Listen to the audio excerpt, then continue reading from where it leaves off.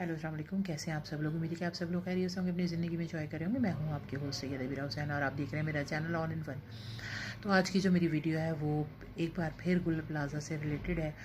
और मैं ये देख रही हूँ कि जिस तरीके से इमारत जली है और उसमें जिस तरीके से लोगों की अमवात हुई हैं, ये बहुत छोटा सानिया नहीं है, ये बहुत बड़ा सानिया है। और इसमें इतने सारे घर जो है से मुतासिर हुए हैं कि जिनमें छोटे छोटे बच्चे, ख़वातीन, बुज़ुर्ग और जवान जो है वो अपनी ज़िंदगी से हाथ धो बैठे। और ये आग कोई मामूली आग नहीं थी, ये केमिकल बेस जो है वो फायर था कि केमिकली जो है वो इसको आग लगाई गई। और प्री प्लानिंग जो है वो ये सब काम किया गया, क्योंकि उस वक्त का मुंतखब करना जिस वक्त जो है दुकानें क्लोज़ हो रही होती हैं, गेट जो है एग्ज़िट गेट जो होते हैं वो बंद कर दिए जाते हैं। 26 एंट्रेंसेस उसकी मार्केट की होंगी, सोचें वो कितनी बड़ी मार्केट है। ऊपर भी जो है उसकी पार्किंग का वो है अहाता बनाया गया है जहाँ लोग अपनी गाड़ियाँ पार्क करते थे। और जिस तरीके से इमारत में बाहर जाने के रास्ते थे, तकरीबन वो वक्त ऐसा था कि सब जगहों पे ताले लगना शुरू हो जाते थे। और फिर उस वक्त आग का लगना, भगदड़ मचना, लाइट का बंद होना, लोगों को एग्ज़िट ना मिलना एक बहुत बड़ा अलमिया है। हम बहुत सी जानों को बचा सकते थे अगर पब्लिक ने वहाँ पे काम किया होता, तो मैं डेफिनेटली कह दूँ कि उस अमवात बहुत कम होती। लेकिन ये जो हमारी फायर ब्रिगेड की गाड़ियाँ जिसमें पानी ना होने की वजह आई क्यों थी? पानी नहीं था इसके अंदर। फिर दूसरा, उनके पास मास्क नहीं थे। उन बेचारे वर्कर्स का भी कसूर नहीं है, इसलिए कि वो तो जाहिर सी बात है कि काम करने वाले लोग हैं, उनको तो फंडिंग होती है, तो ज़ाहिर बात है वो काम करते हैं, अपनी जानें जो है वो रिस्क होता है उनकी जानों का भी। लेकिन सवाल ये पैदा होता है कि आपके पास जब फंड आता है, आपके पास जब गाड़ियां हैं मौजूद, तो उसमें ना जो है पानी है, ना मास्क है, और इब्तदाई जो है काम करने के लिए आपके पास टूल्स नहीं है। अगर खिड़कियों को तोड़ दिया जाता, दरवाजे तोड़ दिए जाते फर्स्ट फ्लोर सेकंड फ्लोर के, और उनको वहाँ से वो कूद जाते, तो उनकी ज़्यादा से ज़्यादा टांगें और हाथ पैर टूटते, लेकिन जान नहीं जाती उनकी। लोग उनको रेस्क्यू कर सकते थे अगर पब्लिक को वहाँ पे परमिशन दी जाती कि जो है वो काम करें। लोगों ने अपनी मदद आपके तहत इतने लोगों को बचाया। मैं इंटरव्यूज़ देख रही हूँ, लोगों की वीडियोज़ देख रही हूँ, तो मुझे हैरत हो रही है कि हुकूमत में बैठे हुए जो ये लोग थे, ये क्या कर रहे थे? आप शादियाँ अटेंड कर रहे थे, आपको आने में जो है वो इतनी मुश्किलात का सामना था। गवर्नर साहब बयान दे रहे हैं कि जी मेरी अपनी, और ऐसा लगता है कि मेरी अपनी फैमिली, आपकी अगर अपनी फैमिली होती गवर्नर साहब, तो आप जो है ना, आपकी रातों की नींदें उड़ी हुई होती, आपको होश नहीं होता, किसी सियासत को चमकाने के लिए लफाजियाँ करने का आपको वक्त नहीं मिलता, आप रो रहे होते हैं बैठ के आटा टांसू। आप गवर्नर हाउस में डकीब साहब और रजब भट्ट को तो जगह दे सकते हैं, लेकिन ये मजलूम लोगों को जो है ना सिंपैथी नहीं इनके साथ कर सकते। इनके अवाम के घर घर जाके आप जो है इनसे अपोलोजाइज़ नहीं कर सकते। आपको शर्म आनी चाहिए। हमारे जो यहाँ पे बैठे हुए लोग हैं ना, वो कहते हैं कि जी हुकूमत जान चली जाए लेकिन हुकूमत ना जाए उनके हाथ से, क्योंकि खाने का जो एक धंधा बनाया हुआ आप लोगों ने, माल जो समेट रहे हैं आप अपनी, जो भर रहे हैं आपकी, वो कभी कब्र आपकी भरेगी नहीं। जितना माल आपने लूटा इस मुल्क को, जितना नुकसान आप लोगों ने पहुँचाया, इस शहर को जितना आप लोगों ने नुकसान पहुँचाया, किसी ने इस शहर को नुकसान नहीं पहुँचाया। जो बैठी हुई सब हुकूमत, जो इस मौजूदा हुकूमत है, इतनी करप्ट हुकूमत है, इतनी करप्ट हुकूमत है, इसने कभी पब्लिक का भला नहीं सोचा होगा। और यहाँ के लोगों का कत्लेआम जो है वो किसी तरीके से जो है यहाँ की पब्लिक मर जाए, ये शहर बर्बाद हो जाए। इस शहर को बर्बाद करने के लिए हर हरबा, हर हथकंडा आजमाया जा रहा है।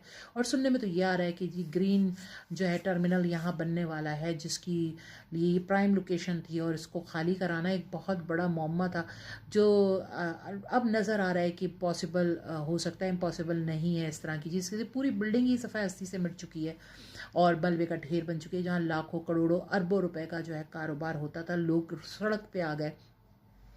जो बच्चे यहाँ काम करते थे, 15, 14, 16, 18, 20 साल के बच्चे, वो जल के इस कदर बुरे तरीके से मर गए कि उनकी हड्डियाँ तक जो है वो गल चुकी हैं, उनका डीएनए नहीं हो सकता, उनकी शिनाख्त बहुत मुश्किल है। वो लोग तड़प रहे हैं बैठे हुए कि अपने प्यारों की लाश वसूल कर लेंगे, उनके पता चल जाए कि वो किसी, उनका बच्चा या उनके बहन या भाई या बाप या माँ या कोई भी जो प्यारा उनका था इसके अंदर, वो जो है किसी तरीके से उसकी डेड बॉडी वसूल कर लें, उनको तदफीन करके थोड़ा जहनी सुकून मिल जाए। एक बाप की मैं वीडियो देख रही थी, आप यकीन करें मेरा कलेजा कट गया जब वो उसके 3 बच्चे इस बिल्डिंग के अंदर पता नहीं कहाँ मर खप चुके हैं। जाहिर सी बात है, ज़िंदगी का तो सवाल ही पैदा नहीं होता। वो कहता है कि मैं इतना प्यार करता हूँ, मैं इनके बगैर खाना नहीं खाता, मैं इनके बगैर जब तक ये मुझे मिलेंगे नहीं मैं यहाँ से जाऊँगा नहीं।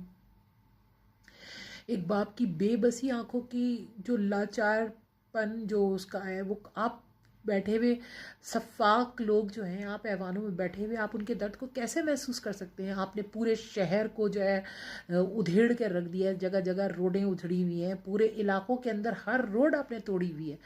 गाड़ियाँ किस तरीके से वहाँ से जाएंगी, बुज़ुर्ग जो है किस तरीके से अपने इलाज के लिए जाएंगे, लड़कियाँ बच्चियाँ कैसे उन रोडों को जो है फलांग के किस तरीके से गाड़ियों में सफ़र करें, जिनमें जगह जगह गड्ढे हैं, जिनके ऊपर सफ़र करने से इंसान की हालत अबतर हो जाती है। लोग जो है बीमार किस तरीके से हॉस्पिटलों में जाएं, अगर किसी को हार्ट अटैक हो जाए, किसी को कोई अर्जेंसी हो जाए, किस तरीके से कोई इमरजेंसी हो जाए, तो ये रोडें तो इस काबिल ही नहीं है कि यहाँ से कोई गाड़ी अच्छे तरीके से सफ़र कर सके। और फिर टैंकर माफिया हमारे ऊपर मुसल्लत किया जाए। आए दिन टैंकर किसी न किसी इंसान को, जीते जागते इंसान को लाश में तब्दील कर देते हैं, कुचल देते हैं। कोई पूछने वाला नहीं है। आप लोग उनसे निगोशिएशन भी नहीं करते, आप लोगों को थ्रेट दे रहे हैं वो लोग बैठ के, आप बात नहीं करते। कोई कातिल, कोई मुजरिम यहाँ गिरफ्तार नहीं होता। यहाँ स्नैचिंग होती है, लोगों के घरों में डकैतियाँ हो जाती हैं, लेकिन माल कभी रिकवर नहीं होता। उस कभी भी जो है आप कातिल को, चोर को, स्नैचर को नहीं पकड़ते और ब्लेम गेम करते कि जी फला दौर के अंदर जो है वो डकैत थे तो चोर थे तो भत्ता खोर थे। तो अब ये दौर तो आपने पूरा साफ कर दिया ना, बकौल आप जराइम से साफ हो चुका है। तो ये अब स्नैचिंग कौन कर रहा है, अब डकैतियाँ कौन मार रहा है, अब लोगों को कुचल के कौन मार रहा है, गटरों के ढकने कौन चुरा रहा है, कौन इस शहर की बिल्डिंगों में आग लगा रहा है। ये एक वाकया नहीं हुआ आग लगने का। इस शहर में जो है लोगों के कारोबारों को तबाह किया जा रहा है, कभी नस्ला टावर गिराकर, तो कभी जो है कौन सी बिल्डिंग गिरा के सारे शहर की। तो आपने जो शादी हॉल गिरा दी जिनसे हज़ारों लोगों का रोज़गार वाबस्ता था, उन इमारतों को आपने ढा दिया जिसमें हज़ारों लोगों की रिहाइश थी। अगर अनऑथराइज बिल्डिंग कोई थी तो जिस वक्त बन रही थी उस वक्त आप लोगों का कानून, आप लोगों के कायदे कहाँ थे? आप लोग तो माल खा रहे थे उस वक्त बैठ के, आप लोग तो अय्याशी कर रहे थे उस वक्त। आप लोगों ने एनओसीज दे के वो बिल्डिंगें बनवाई और उसके बाद आपने वो, जब आपके माल पेट में भर गया, उस पर आपको फिर खाने की तड़प हुई तो आपने उन बिल्डिंगों को तोड़वा के फिर आपने कहा कि पब्लिक जो है पैसा जमा करे, अपनी जो है प्रॉपर्टी को बचाए और रिकंस्ट्रक्शन करवाए। तो आपने ये नहीं सोचा कि उससे कितने लोगों का रोज़गार वाबस्ता है, कितने लोग जो है उससे बेरोज़गार होंगे, कितने लोग बेघर हो जाएंगे, कितने लोग बेआसरा हो जाएंगे। दिन रात लोगों को सुने ये के इलेक्ट्रिक को हमारे सर के ऊपर जो आपने मुसल्लत किया हुआ है, ये इतनी बदमाश कंपनी है, इतनी बदमाश कंपनी है कि मैं कहती हूँ कि दुनिया की जितनी गालियाँ बनी हैं वो सारी इस कंपनी के लिए हैं, जितनी बद्दुआएं सारी इस कंपनी के लिए हैं, जिसमें अय्याश बैठे हुए ऑफिसर्स जिनके हज़ारों यूनिट फ्री हैं, जो अपने घरों में एसी और तमाम इक्विपमेंट इस्तेमाल करते हैं, लेकिन बिल उनके कुछ नहीं आते। वो गरीब बेरोज़गार और डेली वेजेस पे काम करने वाले लोगों को 20-20, 25-25, 30-30 हज़ार के बिल बना के दे देते हैं, जिनकी आमदनी 5-6 हज़ार 8 हज़ार से ज़्यादा की नहीं है। तो आप लोगों को शर्म आनी चाहिए, हुकूमत कर छोड़ देना चाहिए, इस्तीफ़े दे देने चाहिए आप लोगों को।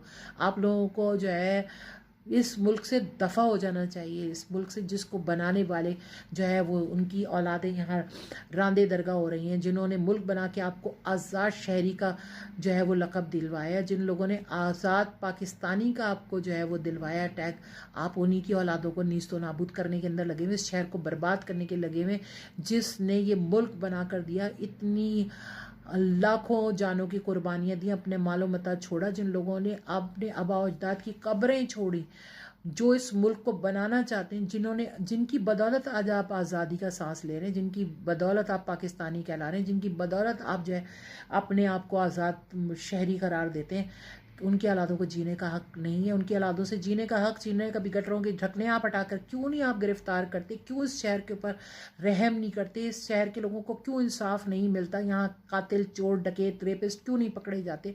यहाँ मुजरिम क्यों आज़ाद घूमते हैं? शहरी क्यों मर रहे हैं? ये सवाल हुकूमत वक्त से और हर वक्त किया जाता रहेगा जब तक कि आप इसका जवाब नहीं ढूंढेंगे। मीडिया के ऊपर बैठ के लफाजियाँ करने के बजाय खुदा के लिए लोगों का दर्द महसूस कीजिए।